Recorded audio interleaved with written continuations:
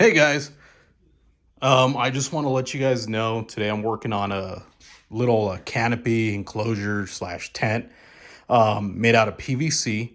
And what I'm trying to do is to be able to enclose my table saw or my miter saw. It's only gonna be big enough to go around one at a time.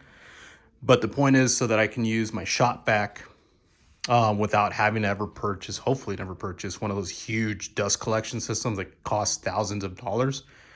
What I'm trying to do is to make a canopy or like a tent, the best way I can describe it, just to go around the saw itself and then enclose it with plastic.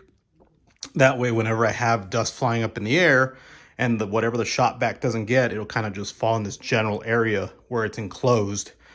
What you're gonna need for my schematics, I'm gonna try to make it 6 feet tall and then about 2 feet deep and then 3.5 wide. That'll fit nicely around my table saw and also around my miter saw, which is the only thing I'm concerned with, and excuse the mess.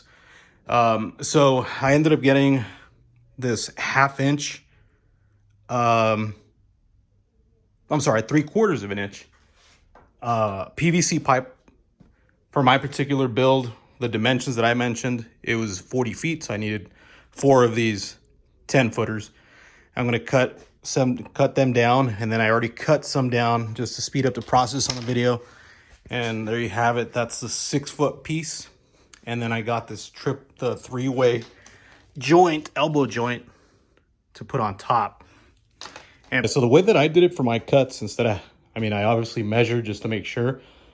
But you know how you sometimes have just slightly shorter, slightly longer cuts? What I did, I just put the one that I initially cut and then use that to, just with the Sharpie or something, just to make the line right here. And then cut on the outside of that curve right here with a little handsaw. It's real simple. I mean, the thing's tiny and really easy to do. Took me a few minutes, but just cut them all down to that size. And then for any of the other cuts, the ones that I said are going to go across, just measure again and then use that same first one that you cut as a reference. That way everything's exactly the same size if you're not going to use something precise like your table saw or your miter saw this time around. Okay, so now I have the 4 6-foot poles, which are going to be the the corners for my tent, canopy, whatever. One thing to keep in mind when you cut them, try to use the cut side. As you can see, mine aren't that great at cuts. They're still a little sloppy. Probably have to use a little piece of sandpaper or something, or a file to get that off. The pieces that are going, or the edges, the ends that are going to be touching the ground, make sure that it's the part where it was professionally cut from the factory. That way you have a better, more level surface. And now what I'm going to do is attach these 3-way joints onto each one of these 4, and then that'll give me the 4 corners. And I also have the offcut pieces, which are going to be the cross left to right, front to back beams. So there you have it.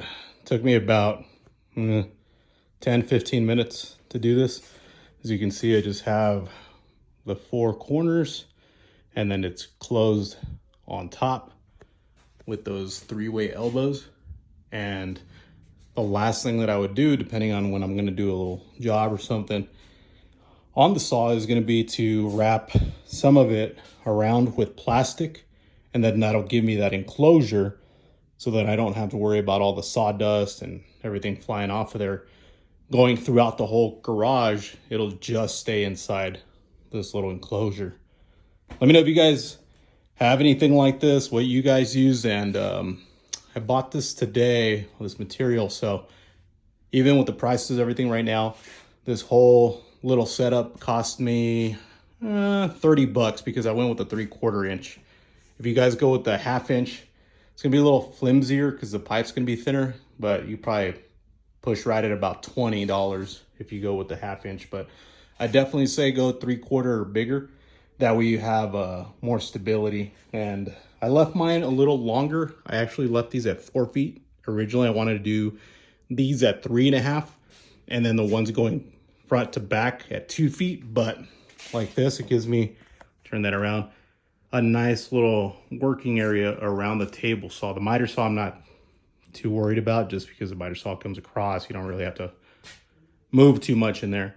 The table saw, depending on how you're cutting, rip cut, whatever it is, you might need a little bit more space. But as you can see, from the corner to the table, gives me a good area. I just need to remove all this, all these random bags of stuff that I have in here. But you guys get the picture. Hopefully it's a little idea for you guys. Keep your shop, your garage a little cleaner. Thanks, guys.